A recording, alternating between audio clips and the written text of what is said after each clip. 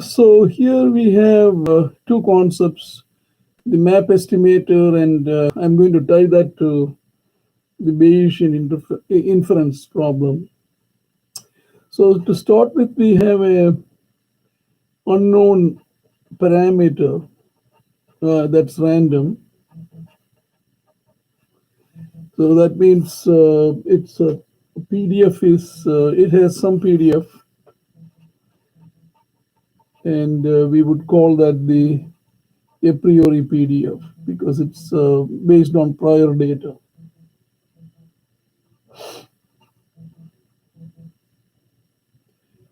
And then we make some, so this is of course a function of theta. So this is essentially, it also represents our ignorance or whatever we know about the parameter at this point.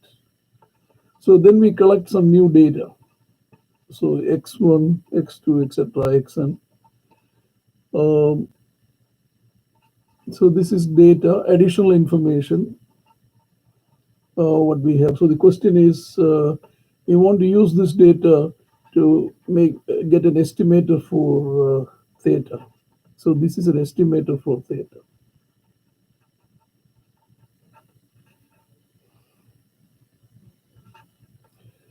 So the question is, how do you do this in some decent manner?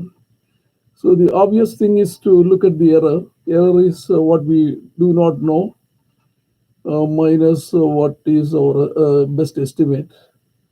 And in some fashion, minimize the error. So you need to bring in a function. Generally, the quadratic function is mean squared error. So this is the quadratic error. So or more generally, some function of phi need to be minimized. So minimize expected value, because function of a random variable is random variable. It makes sense to minimize the average value of. So of course the minimization is on the unknown theta hat, and so this is the problem. So instead of if you take the phi to be this function, then this of course leads to the minimization of the mean squared error, and we have covered that somewhere else. So I'm going to look at another function which is of this form.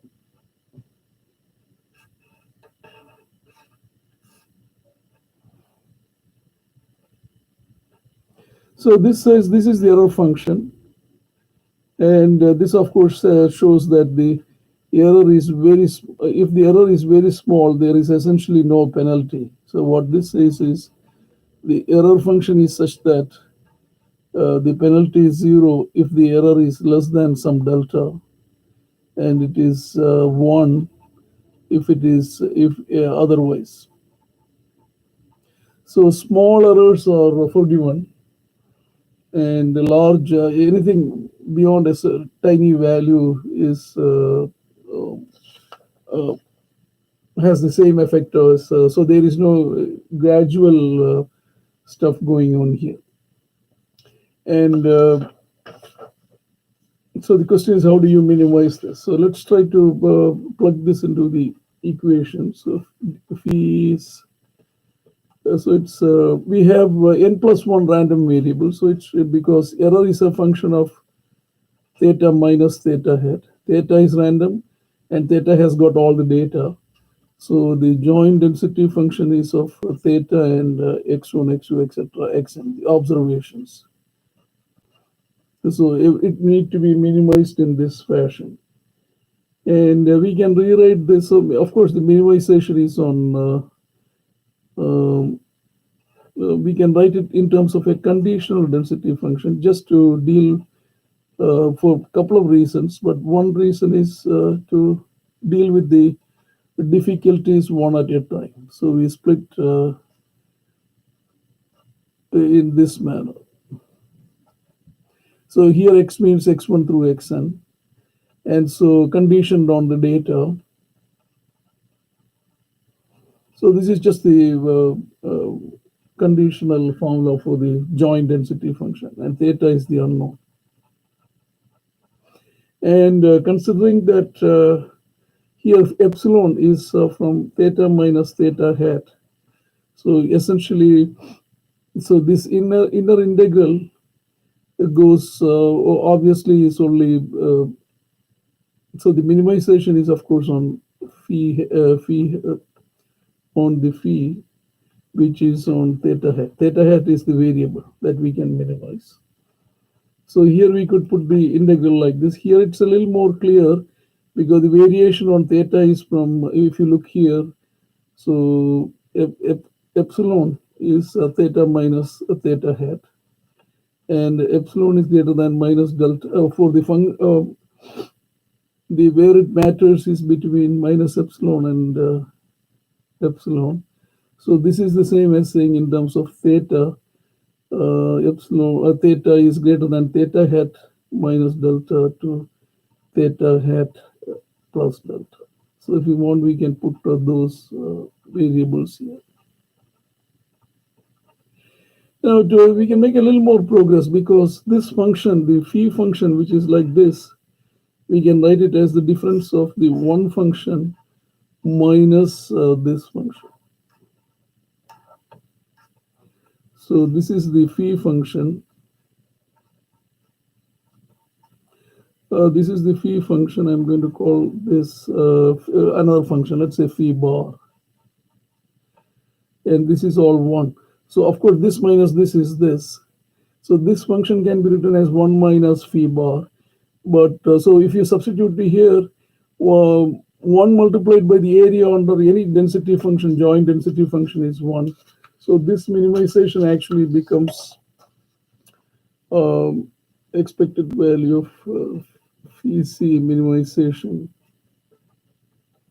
over theta hat becomes 1 minus integral from theta hat minus delta to theta hat plus delta of f theta given x1 etc xn, and then fx dx etc. Now multiplied by phi bar, but phi bar is 1 here during this integration. And as I said, the minimization is on this function need to be minimized over this. Notice that because of this minus sign, if you want this total 1 minus something need to be minimized, this something need to be maximized. And the only place where the variation of theta comes in is in the inside integral. So we can say that this is the maximization of phi hat is what matters. So I'm going to rewrite that the quantity that matters to us. In other words, essentially this is equivalent to minimization of this is equivalent to maximization of this inner integral, which is theta hat minus delta to theta hat plus delta of the posterior density function of x1, x2, etc., xn. So this is an integral over a tiny strip from minus delta to delta. So just to represent it pictorially, if this density function, which I'm going to write here, has this shape, then notice that pictorially, graphically, what this represents is area over a tiny. If you pick up somewhere to be theta hat, then it is area around that region, or from minus theta hat minus delta to theta hat plus delta. And we want that to be theta hat to be chosen such that this area is maximized. So of course, then the answer is clear. We should put theta hat to be where the function peaks, and then this area around it will be the maximum. So this point is theta hat minus delta. This point is theta hat plus delta. And this is the this is the posteriori density function of theta given given of course posteriori because after the observations, given the observations. And we need to go for the, so what the theory says is to minimize this function, this function, this is so this function is actually the error is there's only two penalty, either it is maximum or one. So this is also sometimes known as all or nothing penalty function.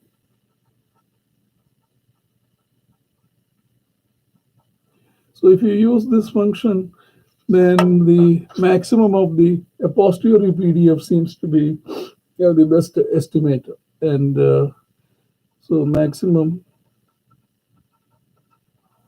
which is what this value is.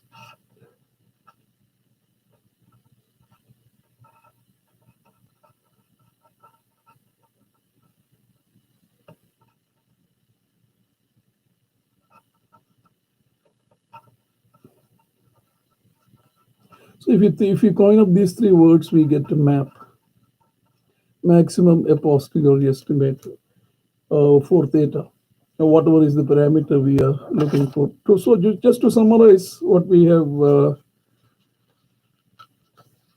said so far, to start with, we have the a priori PDF,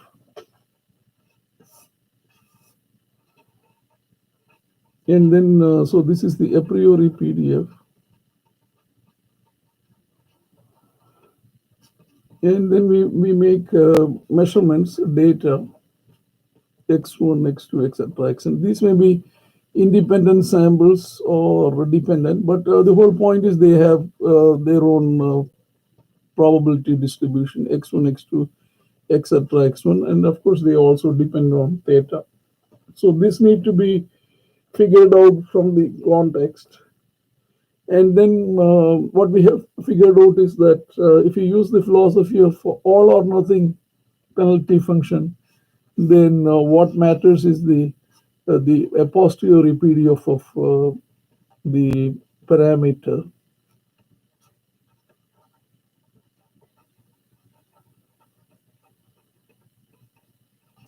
And its a maximum corresponds to the map estimator. So that's optimal in the sense that it so the map estimator theta hat map maximizes this function f of theta given x1, x2, etc. xn.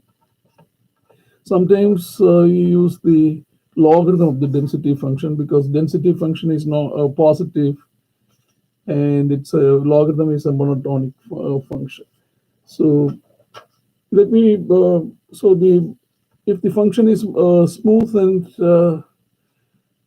and continuous, then we can actually find the rather than do it graphically, etc. We can use it by simply search for the maximum by putting the derivative to 0. So this is also if you want an equation, then this is take the derivative of the logarithm of the posterior density function and equate theta to theta hat map. So that's the theory, and then you can you'll get some estimator, and if the estimator happens to be estimator, of course, will be a function of data. You can look at its expected value and see what that turns out to be, and also look at its variance, etc. So desirable properties, variance should go to 0, etc. So these things can be computed for, or this is one way to proceed. And I'm going to illustrate this using a long example, and I'll use that example to also deviate and come to a Bayesian inference. So let's say I have an unknown coin. Unknown in the sense that P is unknown, probability of obtaining a head P, we just don't know what it is. So I have to start somewhere. So I'm going to assume that P could be anywhere, but P could be between 0 and 1. And if I don't want to be biased, then this looks like a decent place to start with. So my assumption is the a priori PDF. If you just look at the coin, I know nothing. And so I'm going to assume that the P could be anywhere. It's a uniform random variable. So to make progress, we perform an experiment. I obviously toss the coin n times. So let A represent the specific sequence I see. Of course, when you see, so you may get a sequence like this.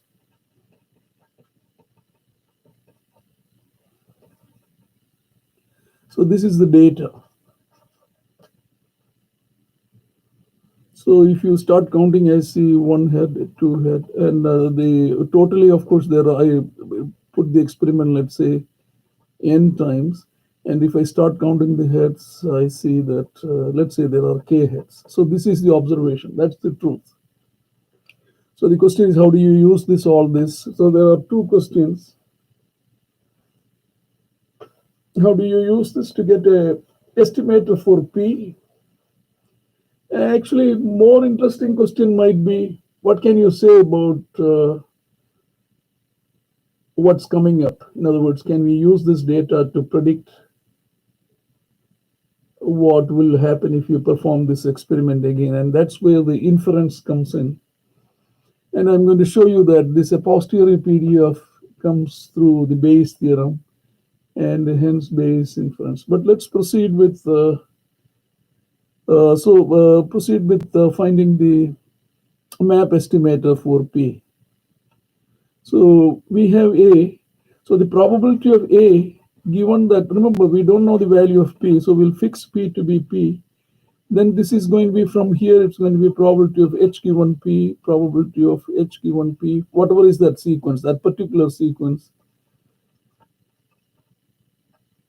But probability of H given P is simply P, because P is given to be P. And this one also is P. This is Q, which is 1 minus P, and the last one is P. And there are K such heads. So it's going to be Pk 1 minus P to the power n minus K. 1 minus P, if I write it as Q, it's going to be like this. So this is for the specific sequence given P. So we can use Bayes theorem. I have lectured this somewhere else to find out the unconditional PDF of PA. So that's going to be PA given P multiplied by FPP dP. Of course, FPP is 1. So this is going to be integral from 0 to 1, P to the power K, 1 minus P to the power n minus K dP. And those, you can look it up, or you can just do this integral. The way to do is to put P equal to sine squared theta. Then 1 minus P becomes cos squared theta. dP becomes 2 sine squared theta, 2 sine theta cos theta. And if you plug all this in, standard integral, you can also look through from this integral may be familiar from beta for distributed random variable. In any case, it is just a constant. It's this constant. And using that constant, we can find out the, so we have PA. And now to, if you recall the map estimator, we need the P given A. This is because this is the data. So FP given A. Again, from Bayes theorem, that's going to be probability of A given P multiplied by FPP over PA. So this is where I'm using the Bayes theorem. So I have all the numbers here. So this comes out to be, PA is here. So when I flip it, it will come out to be n plus 1 factorial by k factorial n minus k factorial pk 1 minus p to the power n minus k small p from 0 to 1. And so this is the conditional distribution of P given this particular set of data. And you may be able to see this as a beta distribution. It just happens to be beta.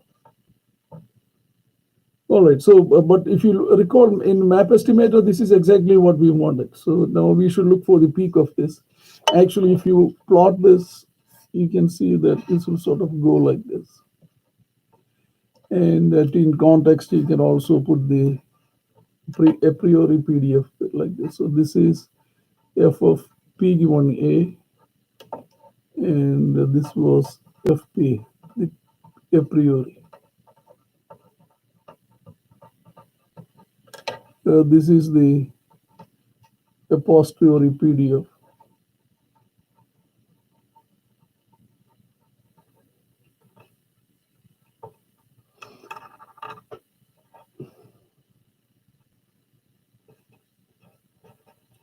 So if you ask the question, what is the, remember P is unknown, and we have the conditional distribution of a density function of P given the data. A is the data, which is when we toss a coin repeatedly n times, you found k heads. So we take the, in this case, we'll take the logarithm of the PDF, the conditional PDF. So notice, so the maximization is with respect to P. So this is all a constant. Logarithm of this constant, I'm just going to write it as C. Then you have log K log P. Then you have plus n minus K log 1 minus P. So we need to find the maximum over P, because P is the parameter. So we do the derivative of, in this case, it's nice and smooth, so continuous and smooth. So this is going to be K over P plus n minus K over 1 minus P multiplied by derivative of 1 minus P, which is minus 1. So I'm going to leave this like this, equal to 0, P equal to P hat map. So if I take it to the other side and multiply, I get 1 minus P multiplied by K equals P multiplied by n minus K. Notice that Pk cancels on both the sides, leaving K equal to NP or P hat map equals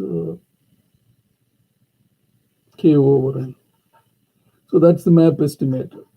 K is, of course, the number of heads we found in N trials. And you could say, even by common sense wise, that makes sense, because that's what we would do if you tossed a coin 10 times and found 6 heads. So 6 over 10 is the best estimator at that point for P.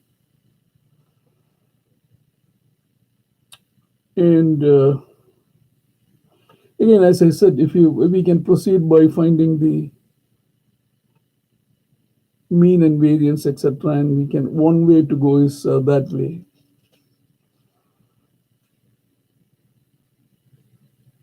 So if you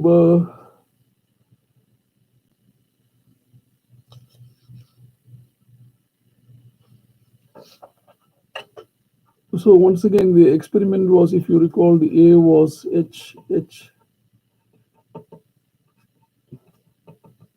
some a particular sequence like this. If I call this to be the random variable small x1, x2, etc., xn, another way to represent this information of heads and the specific heads and sequences is to say that I'm going to declare xi to be, counting it is at 1 when xi happens to be, when the head shows up, when the outcome is h, and it is 0 if the outcome, the corresponding outcome is tail. Then sigma xi would be k. But each of these xi's are a Bernoulli random variable with probability of x probability of xi equal to 1 is same as probability of the outcome is head, which is small p. So each so the sum random variable is actually binomial with some parameter n comma p naught or p, and that's a and consequently the expected value of xi is np. So you can see if you substitute here, this will turn out to be an unbiased estimator. And the variance is, again, you can check it up. The variance of a binomial is NPQ. So variance of each of the Bernoulli is PQ. So there are n of them, so it's NPQ. And so the variance of this is NPQ divided by the constant squared, n squared. So PQ over n, etc.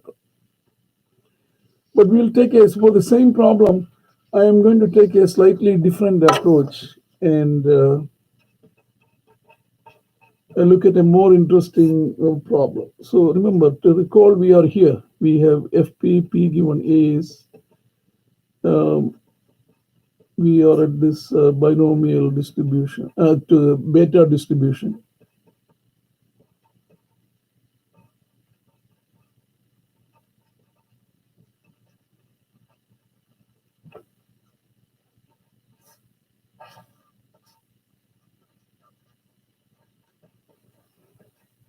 So the question is,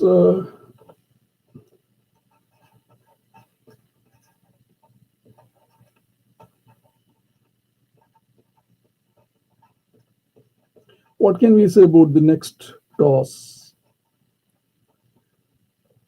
Or to make it a little more precise,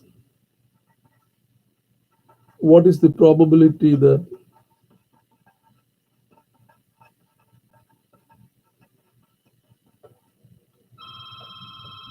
of a head occurring in the next toss?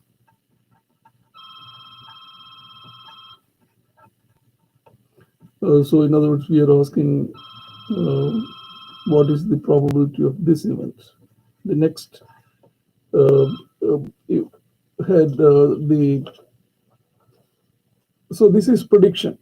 So we are going to use, so this is a slightly different route at this point. I'm using my updated knowledge. So you could say that this is the updated information on P. So we are going to use this to make this prediction. So once again, this probability xn plus, so we can use the Bayes theorem, and that's why the inference or prediction becomes Bayes inference.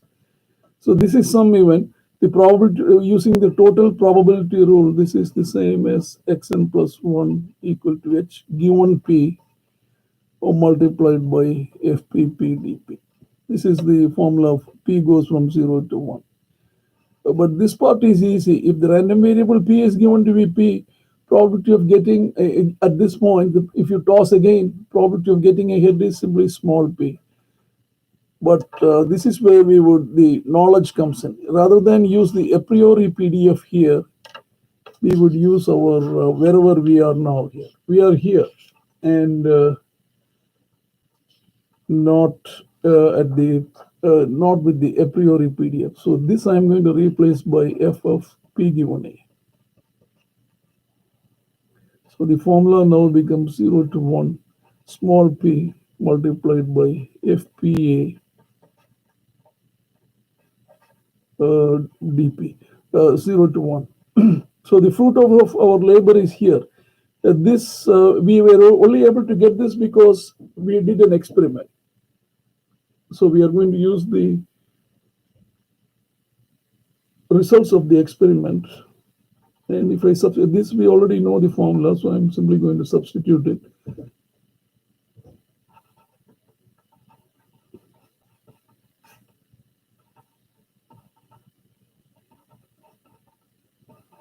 Pk q to the power n minus k dp.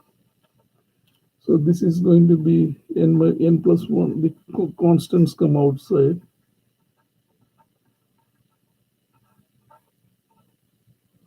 So this becomes pk plus 1 and 1 minus p to the power n minus k dp. Again, we have done a similar integral a little earlier.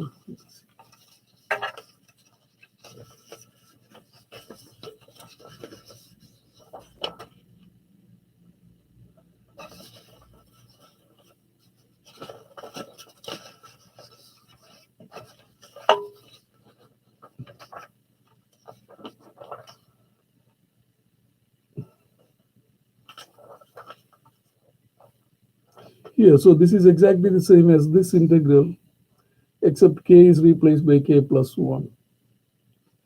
So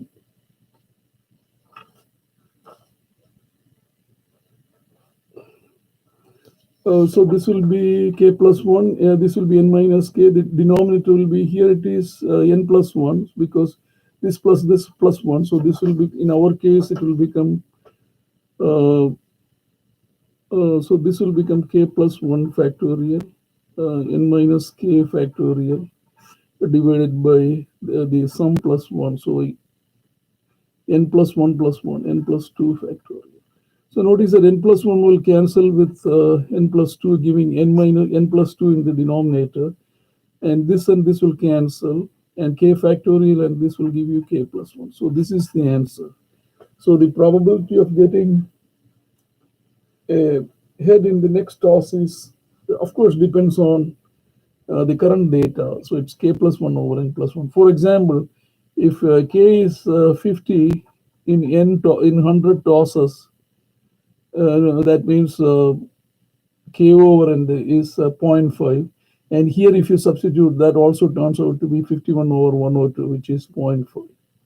So far, if it has been is a perfect coin, and there is no reason to assume otherwise. In other words, our theory also says that should be.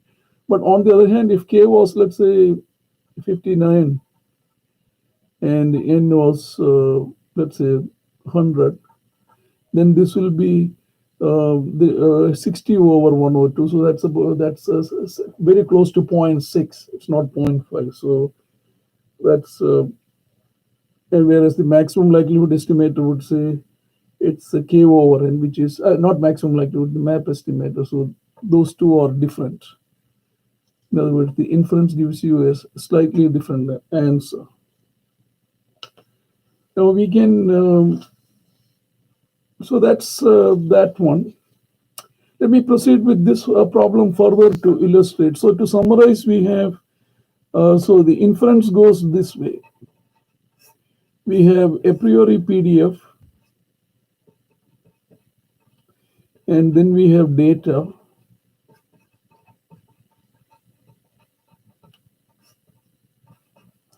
and then we use the data to get the updated PDF,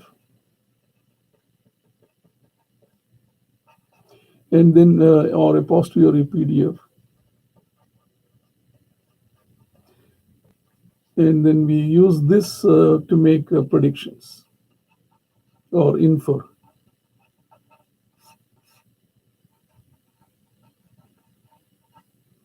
So this is where you can also see, this is where learning comes in. You learn from new information, which is the data. So of course, data need to be as true as possible. So let me move on with this problem, and let's say bring in one more interesting idea. Suppose let's look at how many trials are needed to get the next head. So the same problem. So we already made n tosses, and we found there are k. So where we are now is here. F of p given a is n plus 1 factorial over k factorial n minus k factorial pk q to the power n minus k.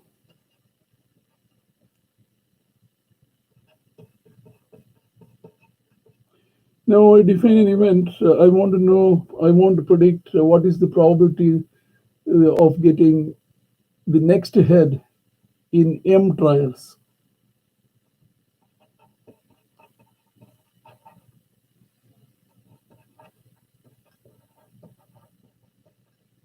So define this event that it takes m tosses to the next head to obtain the next head. So the question is, what we are interested in is what is the probability of y. So obviously this is, we are trying to predict when we will see how many tosses it will take to get to the next head. So again, once again, we can proceed like this. If P is given to be P, this is easy because this means if it takes M tosses to the next head, it must be like this. Tail, tail, tail, followed by a head at the mth toss. So there are M minus 1 tails. Each of them are independent. So this is Q to the power M minus 1 P, or we'll write it as PQ to the power M minus 1. So that's the probability of Y given P. So we just want the unconditional probability of that. So that's going to be, so probability of Y is a probability of Y given P multiplied by FPP dP. P goes from 0 to 1. So once again, this we know, we just found out, it is PQ to the power M minus 1. But here, instead of using the a priori PDF, we would use our updated knowledge, which is F of P given A. So this is going to be 0 to 1, PQ to the power M minus 1, FP P given A dP. And so let me substitute all those values. So this will turn out to be 0 to 1, PQ to the power M minus 1, and N plus 1 factorial P to the power K Q to the power N minus K. So if I pull out the constant outside,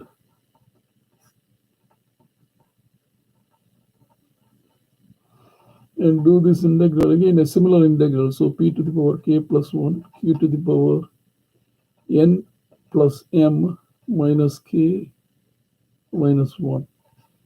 So this, of course, we can, so I'm going to write everything together in the next line. So this is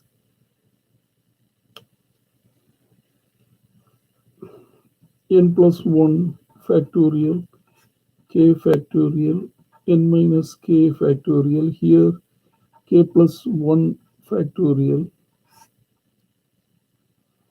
and N M plus N minus K minus 1 factorial. Then you add up these two. So that will be N plus M, K goes away, 1 goes away, and plus 1. So that's going to be N plus M plus 1 factorial. If you want, you can, so that's the answer. If you want, we can simplify by cancelling K, K. So let me write one more line. So probability of Y is equal to K plus 1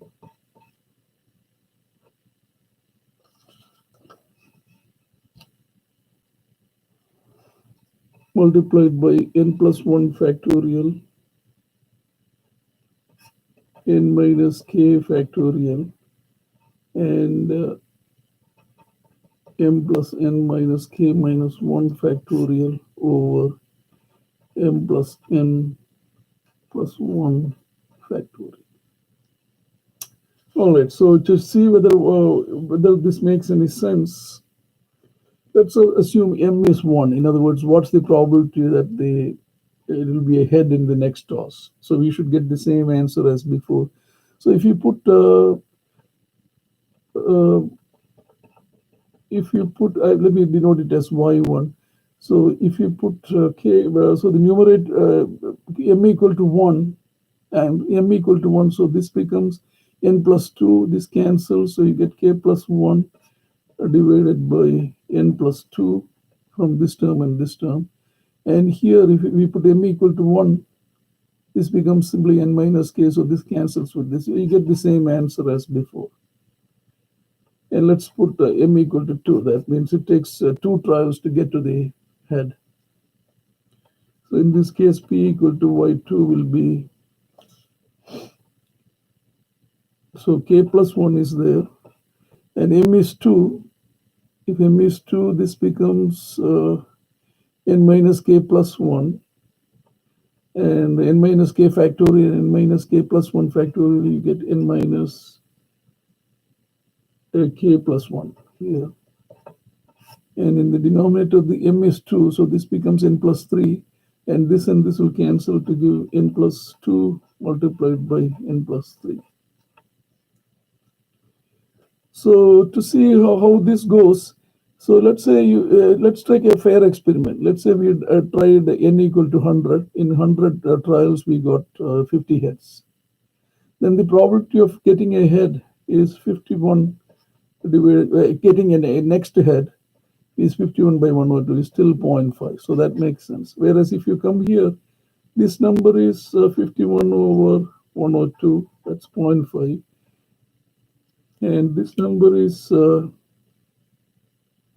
51 over 103. So whereas if you didn't go through this, we would assume probability of getting ahead in the next one is pq to the power m minus 1. P is half, so q is half. That's pq, which is half multiplied by half. Here it is half multiplied by something slightly less than half. So let's say 0.495 or something. So that's instead of 0.5. So that's what the all this inference tells us. So this is the right way to use data to come up with estimates or predictions or infer about the future. So I did an extended example where the whole point was we showed that the map estimator has dual use. Actually, that was my whole point of going through this again. One is you can use it as a, so if you have this is the a-posteriori PDF.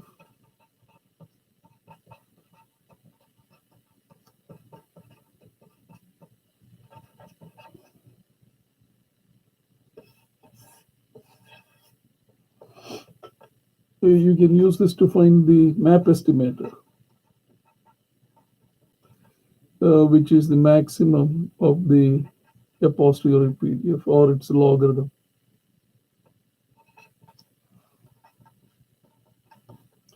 The other one is on Bayesian inference.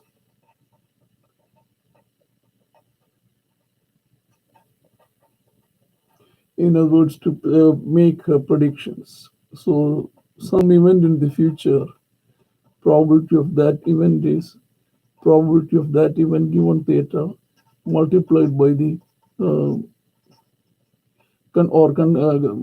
averaged over or expected value, but conditioned on the a-posteriori PDF. So this is where we use the data to update our knowledge. So we could go, you have two applications. And here you get an estimator, where here you can make further predictions. So if you measure more data, then you can keep updating the a-posteriori PDF and use the latest conditional PDF for theta given all the data to make further predictions. That's it for now.